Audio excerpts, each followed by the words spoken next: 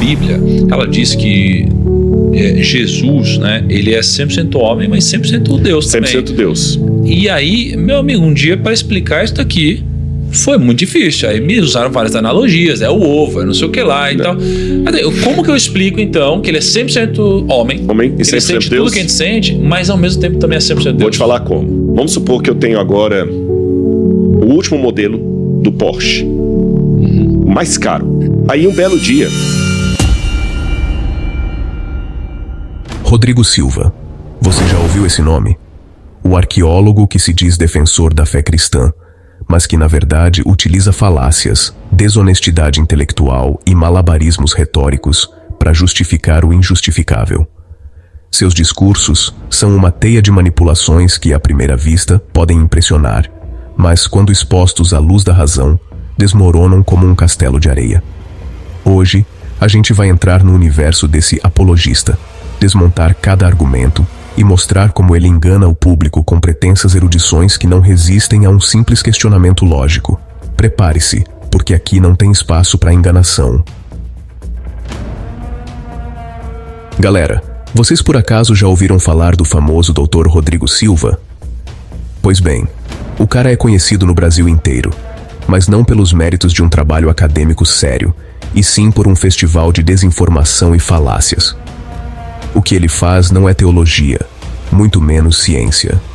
Ele é, no máximo, um bom contador de histórias que aprendeu a utilizar uma voz grave e uma retórica melosa para enganar e manipular o público. Isso basta para que muitos caiam no conto do vigário. Afinal, num país como o Brasil, onde a desonestidade é regra e não exceção, figuras como ele encontram terreno fértil para se destacar. Vamos ser sinceros aqui. O Rodrigo Silva não passa de mais um showman. Ele fala o que o público religioso quer ouvir, embala com um ar de autoridade e entrega um produto bem maquiado. Mas a maquiagem é superficial. Quando você escuta o que ele realmente diz e analisa com um olhar crítico, percebe que não há substância. Ele constrói discursos que parecem profundos, mas que não resistem a uma análise lógica básica. É um espetáculo, mas não um conteúdo sério. O que me deixa mais perplexo é como esse cara é tratado como se fosse um grande acadêmico, como se suas ideias fossem revolucionárias ou baseadas em algo mais do que um alinhamento cego à cartilha religiosa. Rodrigo Silva não pesquisa, ele repete. Ele não explora a verdade, ele a molda para caber dentro das crenças religiosas que defende. O que ele faz não é diferente do que charlatões religiosos vêm fazendo há séculos: enganar, manipular e perpetuar a ignorância para manter as pessoas presas a um sistema que as explora. E olha que ele tenta usar argumentos pomposos, como essa analogia tosca do Porsche que ele usou no vídeo de hoje. Comparar Jesus Cristo a um carro de luxo guardado na garagem? Sério mesmo? Isso é o nível de profundidade que esse sujeito oferece. E o mais impressionante é que muita gente bate palma para esse tipo de coisa. Esse é o reflexo de um Brasil que carece de educação crítica, onde qualquer um que tenha um microfone e um tom autoritário na voz é visto como referência. Rodrigo Silva é uma vergonha para o meio acadêmico. Ele usa títulos e status para criar uma fachada de seriedade, mas sua abordagem está longe de ser séria. Ele vende um produto pré-embalado, uma interpretação religiosa conveniente que agrada o público evangélico e reforça dogmas ultrapassados. Não há questionamento, não há evolução no pensamento, apenas uma repetição exaustiva do que já foi dito inúmeras vezes, mas com uma embalagem nova para parecer relevante. E sabe o que mais me incomoda? Ele não é apenas desonesto intelectual. Ele é um exemplo claro de como figuras religiosas conseguem se blindar de críticas utilizando a fé como escudo. Quando alguém como eu, ou como outros críticos, se posiciona para expor as falácias e manipulações, imediatamente somos rotulados como perseguidores ou inimigos da fé. É assim que eles mantêm o jogo funcionando, criando um campo onde não há espaço para contestação. Um verdadeiro acadêmico tem coragem de questionar, de admitir erros e de explorar temas com profundidade e neutralidade. Rodrigo Silva não faz isso. Ele é um porta-voz de uma teologia rasa, construída para reforçar crenças e não para expandir horizontes. Ele não quer que você pense, ele quer que você acredite. E é justamente por isso que estamos aqui hoje. Nesse vídeo, vamos expor o quão frágil e sem sentido é o discurso de Rodrigo Silva.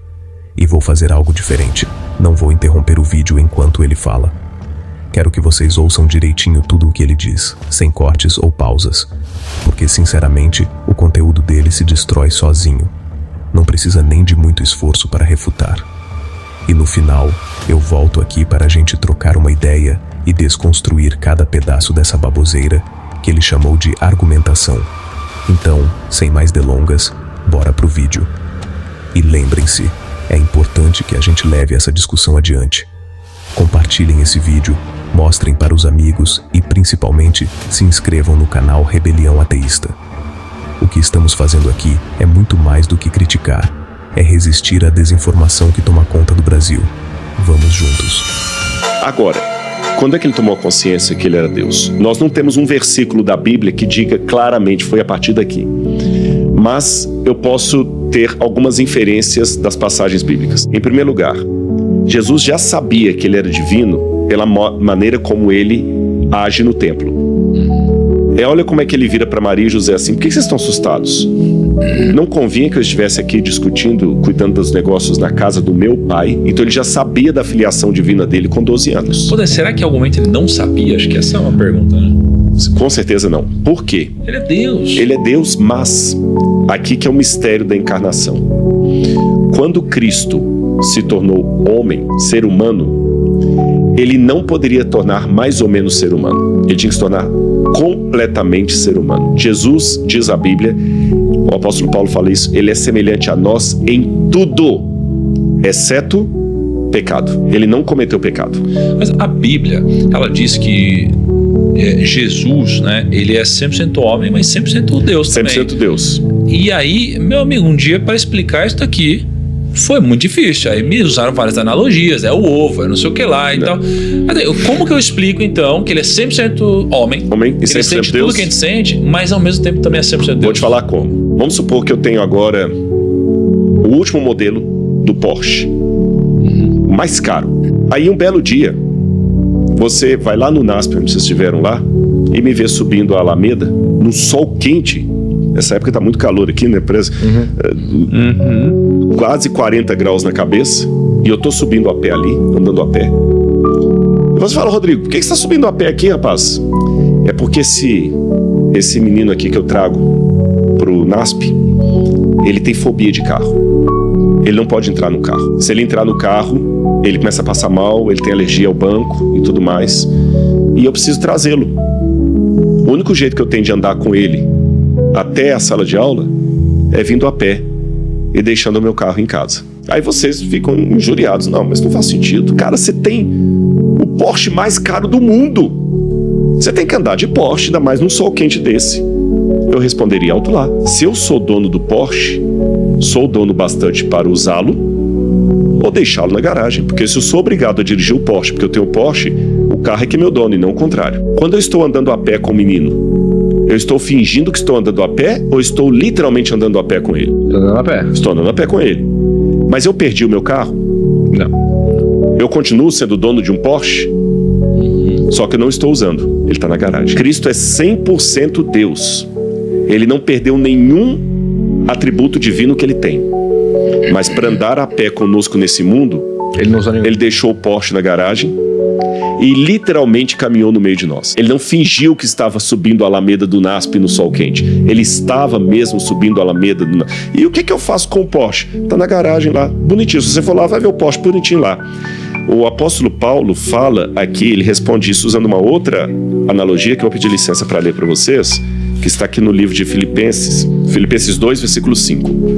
Tenham entre vocês o mesmo modo de pensar de Cristo Jesus, que mesmo existindo na forma de Deus, não considerou ser igual a Deus algo que deveria ser retido a qualquer custo. Pelo contrário, ele se esvaziou, assumindo a forma de servo, tornando-se semelhante aos seres humanos. Ele se esvaziou. Ele não perdeu o 100% Deus que ele é, mas ele adquiriu a natureza humana. Agora, para adquirir a natureza humana, ele teve que pagar um preço. Qual o preço? Quando ele nasceu, Jesus fez cocô parecendo com um abacate, como qualquer recém-nascido. O nascimento de Maria não foi um negócio assim, acostumado com a linguagem teológica, é a capacidade divina de saber tudo. Deus não aprende, Deus sabe. Deus não raciocina, Deus sabe. Ele não chega à conclusão, ele já sabe tudo. Mas para se tornar homem, ele pegou essa capacidade dele e deixou em stand-by. Deixando em stand-by, Jesus teve que aprender, como qualquer criança.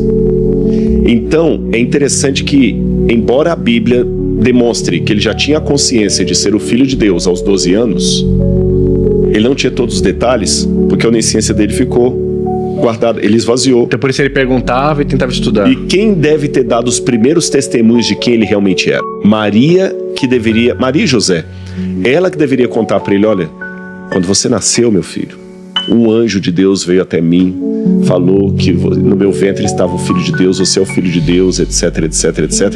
E aqui para mim levanta uma coisa muito surreal de Jesus, que é a fé dele. Porque ele teve que aceitar todo esse testemunho de Maria pela fé. Ele não tinha evidência externa alguma. Porque ele não lembrava, ele era um bebê recém-nascido. Ele tinha o testemunho dela. Olha, os magos vieram do Oriente, Herodes tentou te matar, o anjo apareceu para os pastores vieram, depois Ana e Samuel lá no templo confirmaram: você é o Filho de Deus. Ela mostrava as profecias de Isaías para ele. Uma vez eu lembro que um amigo judeu falou assim: mentira, porque mulher não podia tocar na Torá. De novo pegando a ideia talmúdica. E no Talmud tem duas afirmações. Tem um rabino que fala que o homem que ensina a Torá para sua filha está colocando na prostituição, e tem rabino no Talmud que fala que o homem deveria ensinar a Torá para a filha, porque é a filha que vai ser a primeira professora dos filhos. Então Maria provavelmente foi a primeira professora de Jesus, e ela talvez citou para ele o texto de Isaías que você leu.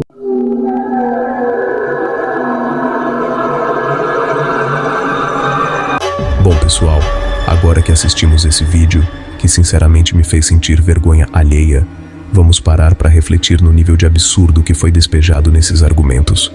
A primeira coisa que me veio à mente foi como alguém consegue manter a compostura enquanto repete essas falácias com tanta confiança. Mas, como já fui desse meio, Assembleia de Deus, Batista, Presbiteriana, eu entendo o porquê. O argumento, por mais tosco que seja, é repetido tantas vezes que vira verdade na mente dessas pessoas. E olha, trabalhei pra gente que idolatrava o Rodrigo Silva, enchia a bola do cara como se ele fosse um gênio. Mas sinceramente, depois de ouvir isso aqui, a única coisa que vejo é um festival de desonestidade intelectual. Vamos desconstruir isso, vamos rir um pouco e, claro, vamos refutar tudo com as melhores referências ateístas disponíveis. O Rodrigo começa dizendo que Jesus já sabia que era divino porque estava cuidando dos negócios do Pai no templo. Agora, pera lá. Como é que alguém pode usar essa frase para dizer que um garoto de 12 anos tinha plena consciência de que era Deus? Ele diz que Jesus estava discutindo no templo. Discussão essa que poderia muito bem ser interpretada como a curiosidade de uma criança precoce, fascinada pela religiosidade local. Algo muito comum na cultura judaica da época. A questão é, onde está a prova concreta de que ele sabia ser Deus? Não tem. Só especulação barata. Se fosse para aceitar isso como prova, qualquer criança que pergunta sobre religião no domingo escolar seria um enviado divino, não é? Ridículo. O problema é que eles projetam em Jesus uma onisciência que o próprio Rodrigo tenta negar ao longo da explicação, porque a onisciência ficou na garagem. Ah, mas vamos chegar nessa analogia estapafúrdia daqui a pouco. Rodrigo compara a suposta natureza divina de Jesus a um Porsche deixado na garagem. Basicamente, ele está dizendo que Jesus era 100% Deus, mas escolheu não usar seus atributos divinos enquanto estava aqui na Terra. Agora, me expliquem como isso faz sentido. Se você é onisciente, você não pode simplesmente deixar de ser. Onisciência não é algo que você coloca em stand-by, como ele sugere. Isso é um erro lógico grotesco. Ele diz que Deus não aprende, porque Deus já sabe de tudo. Então, Como é que ele aprendeu como uma criança qualquer?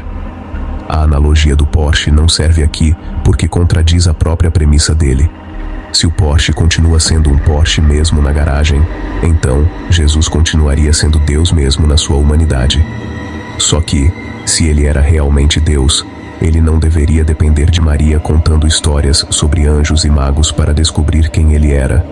Isso é ridículo e infantil. Além disso, ele reforça que Jesus aceitou pela fé o que Maria contou. Isso é para rir ou para chorar? Como é que um Deus onisciente depende de fé?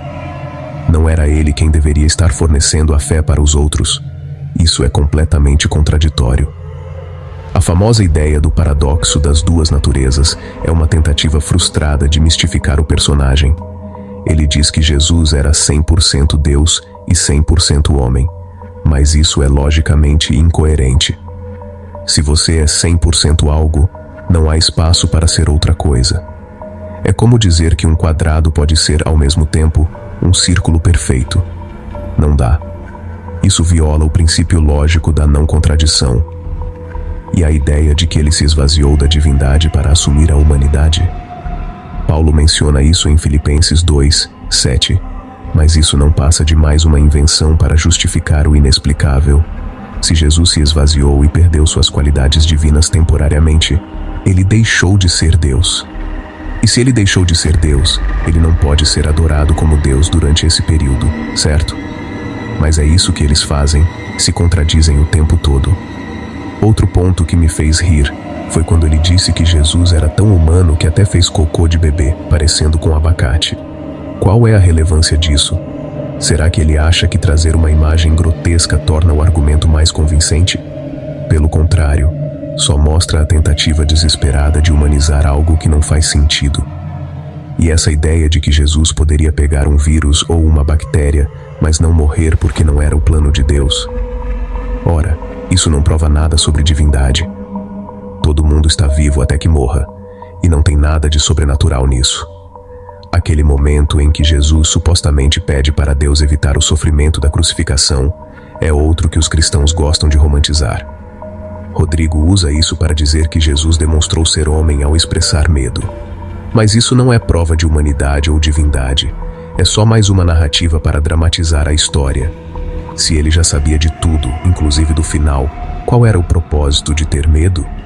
Seria teatro? Então ele não era 100% sincero nem no sofrimento.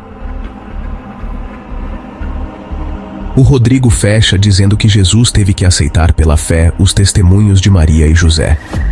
Isso me fez lembrar de como a fé é usada como a base de tudo no cristianismo aceite, mesmo sem evidências. Isso, claro, é conveniente para líderes religiosos como ele, porque você não pode questionar. Se até Jesus aceitou pela fé, quem somos nós, réis mortais, para exigir provas? Isso é pura manipulação. O vídeo do Rodrigo Silva não passa de um amontoado de falácias, analogias forçadas e contradições. A ideia de um Jesus Deus-homem é incompatível com qualquer raciocínio lógico, e as tentativas dele de explicar isso são embaraçosas. A analogia do Porsche, em particular, só expõe a falta de base sólida nesse discurso. Vamos continuar analisando e refutando essas ideias, porque tem muito mais coisa absurda para explorar. Segue o próximo round. Beleza. Vamos continuar a refutação com mais intensidade, desconstruindo ainda mais as falácias do Rodrigo Silva e expondo as contradições do discurso dele. Agora, seguindo na análise, Rodrigo Silva tenta argumentar que Jesus teve que aprender sobre quem ele era e que essa descoberta foi um processo baseado em fé. Ele afirma que Maria teria sido a primeira professora de Jesus, relatando os eventos sobrenaturais de seu nascimento e as profecias que supostamente o identificavam como o Filho de Deus. Rodrigo coloca Jesus como um exemplo de fé inquestionável, aceitando o relato de Maria sem evidências concretas. Vamos desmontar isso. A ideia de que Jesus teria acreditado em Maria pela fé já contradiz a própria noção de que ele era divino e onisciente. Ora, se Jesus era 100% Deus, ele não precisaria da instrução de ninguém, muito menos de uma narrativa contada por sua mãe. Isso destrói a lógica interna da argumentação de Rodrigo. Além disso, essa narrativa de Maria como professora de Jesus não possui nenhuma base sólida nos evangelhos. É uma invenção teológica que serve para preencher lacunas. Rodrigo literalmente fantasiou uma cena que não existe no texto bíblico, e isso já demonstra a fragilidade da argumentação dele. Ele também menciona o Talmud de maneira confusa, misturando tradições judaicas sobre o ensino da Torá. Mais uma vez, ele tenta se apoiar em contextos históricos para parecer erudito, mas o próprio argumento é vazio. O fato de haver rabinos que permitiam ou não que mulheres ensinassem a Torá não prova absolutamente nada sobre Maria ou Jesus. Essa tentativa de historicidade é uma cortina de fumaça para encobrir o vazio da tese. Outro ponto que merece um fatality é a analogia do Porsche. Sério, comparar a suposta encarnação de Jesus com um Porsche guardado na garagem? É difícil levar isso a sério. A analogia é extremamente infantil e sem sentido teológico. Se Jesus era 100% Deus e 100% homem, como Rodrigo afirma, a divindade dele nunca poderia ser guardada na garagem. Isso seria como dizer que uma pessoa pode ser 100% honesta e, ao mesmo tempo, mentir deliberadamente. A lógica é autocontraditória. Rodrigo tenta usar uma metáfora acessível para impressionar o público, mas acaba expondo o absurdo de sua própria crença. Rodrigo também aborda a questão da crucificação como o ápice da entrega de Jesus à vontade do Pai. Aqui, ele tenta pintar um Jesus humano, vulnerável, que sofre e teme pela própria vida, mas que no final aceita seu destino divino. No entanto, essa narrativa só reforça o absurdo da ideia de que um ser supostamente onisciente e todo-poderoso pudesse experimentar medo ou dúvida. Se Jesus sabia exatamente o que aconteceria, incluindo sua ressurreição, então o sofrimento dele perde completamente o peso emocional que Rodrigo tenta atribuir. Além disso, a ideia de que Jesus se entregou por livre vontade é outra falácia. Se Jesus era Deus, ele não tinha escolha, porque o plano divino já estava definido. Isso anula qualquer noção de sacrifício voluntário. Um sacrifício só é significativo se envolve perda real. E, no caso de Jesus, não houve perda alguma. Ele sabia que ressuscitaria e voltaria ao céu. É como alguém que doa uma moeda, sabendo que vai receber milhões em troca. Rodrigo tenta também justificar o sofrimento humano como parte de um plano maior, usando o argumento de que não cai uma folha do céu sem que Deus permita. Essa visão fatalista e determinista não só ignora o problema do mal, mas também transforma Deus em um agente direto de todas as tragédias humanas. Ora, se nada acontece sem a permissão de Deus, isso significa que ele é responsável por guerras, genocídios, estupros e todas as atrocidades da história. É esse o Deus que Rodrigo defende? Um Deus que assiste passivamente ao sofrimento humano enquanto exige adoração? Depois de analisar cada ponto do discurso do Rodrigo Silva, fica claro que ele se apoia em argumentos circulares, analogias infantis e uma mistura de interpretações teológicas e históricas que não se sustentam sob escrutínio. Ele tenta impressionar o público com erudição superficial, mas o que vemos é um conjunto de falácias e contradições que só fazem sentido dentro do círculo fechado da fé. Agora, galera, quero ouvir vocês.